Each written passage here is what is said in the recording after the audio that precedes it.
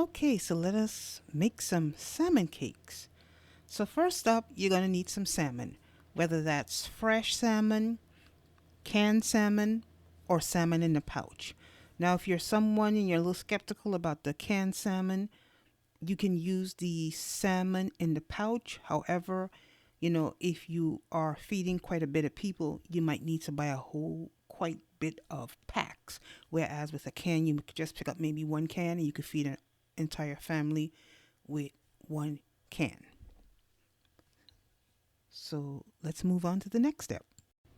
So next up, what you would do is you would add your aromatics. Um, I've added some onion because I had this onion chop up was to cook something that I was supposed to cook on Saturday. You can add white onion. In this case, I added shallots. You could add green onion, which is the scallions, or you can add purple onion. I love purple onion, but yeah, I didn't feel like chopping up anything because this was already pre-chopped from since Saturday for something else. I just went ahead and I used this. And you can also put bell peppers if you want, or celery. You make it yours.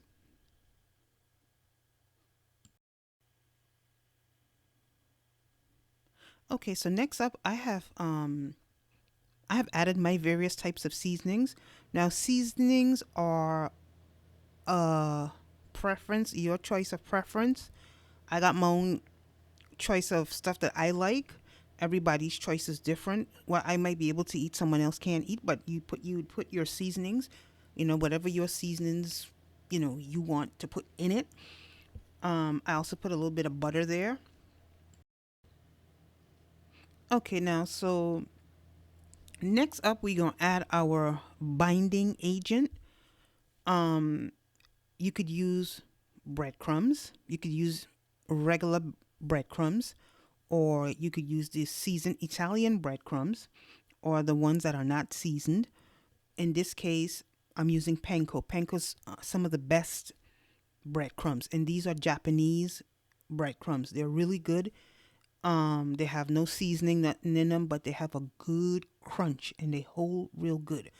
Also, you can use, instead of breadcrumbs, you could use whole wheat bread, chip up in some, soften it with some water, some milk or whatever. Or you could use crackers, saltine crackers. You could use Ritz crackers. Yeah, or social clubs crackers in place of the breadcrumbs.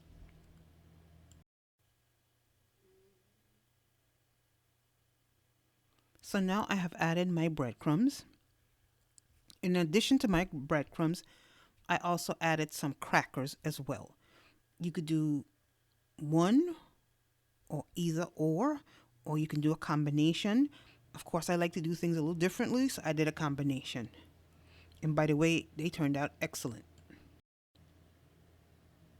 So there are my breadcrumbs and my crackers that I, kind of cracked up, or how you would say it, like crush up. Sorry, that I crushed up.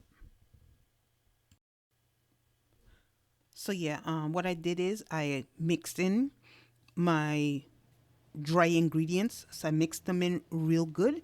So next up, we're gonna start to add our wet ingredients or ingredient. So next, you will add your egg. For the size that I was making, my can was like a 4 ounce. Was it either like a 4 or 8 ounce? And I just use one egg. If you were making a much bigger batch, you could probably maybe use two, but I think the one egg would still work. So next up, you would add your mayonnaise. Now, I don't measure. We just throw and go. 'Cause that's the way, I see my grandparents cook. We don't measure nothing. If you know to cook, you know more or less how much to put in. So you could put, also, if you don't want mayonnaise, you want it to be a little more healthier, you can put plain yogurt. You could do sour cream. There's a lot of different variations. Or you could do mayo with a little sour cream, or mayo with a little plain yogurt, Greek yogurt. And then up next, you would add a little bit of lemon juice. Of course, I did use fresh lemon, but I had already squeezed it in there, so I just put the bottle of the one day they sell in the bottle, just to demonstrate that lemon juice, or even better, lime juice. But either one, whichever works for you. Or if you want, you could do both. So, yep. So now that we have all our wet ingredients in there, we just gonna go right ahead and we are going to mix everything. Also, some people they put dill in it. I don't like dill. It's a matter of preference. You could put all kinds of different herbs and spices. You just make it yours. So after we have mixed everything and the consistency is good enough for you, you just form them out in some patties, just like I did right here. If it's a little sticky, you can add a little flour to make it a little more drier so it's not so sticky on your hand. Or what you could do, you just oil your hands with some oil and then you pick it up, roll it up, flatten it, and yeah. And the next part, straight in the pan.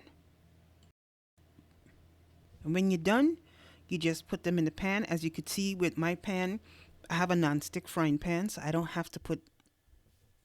have very little oil in that frying pan.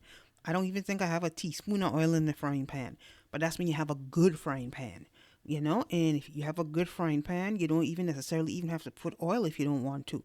But I did put a little bit of olive oil, and that's it. Even good too. You could brown it with some butter. Even better again.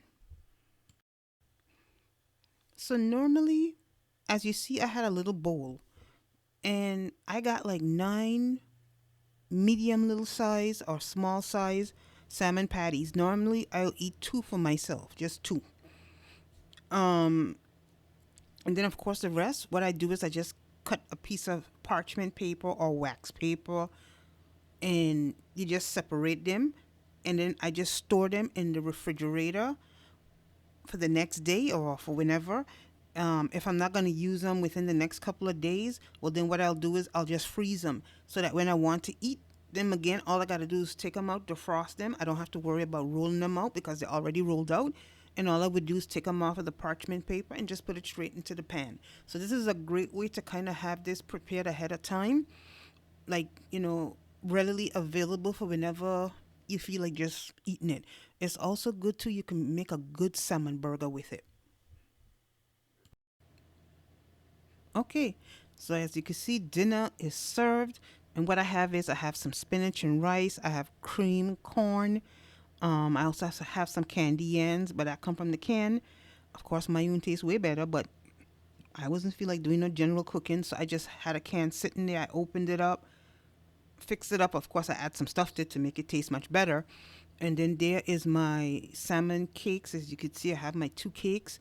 And as well, I made some homemade tartar sauce to go on it. And man, let me tell you, it was off the chain. And of course, I had it with a glass of a little bit of sorrel. And then I added some sparkling fruit beverage that don't have no sugar to the sorrel. So, yeah. And that's dinner. And that plate comes out when I break out the math to $2.35. And I still got 3 more servings left.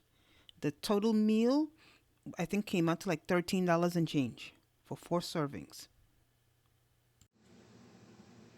Okay, this evening's quick cook up is some homemade salmon cakes with some homemade cream and tartar sauce. We have here some spinach and rice, some cream of corn, some candied yams, courtesy of Bruce's. And then as far as my drink, that is a sparkling beverage, no sugar.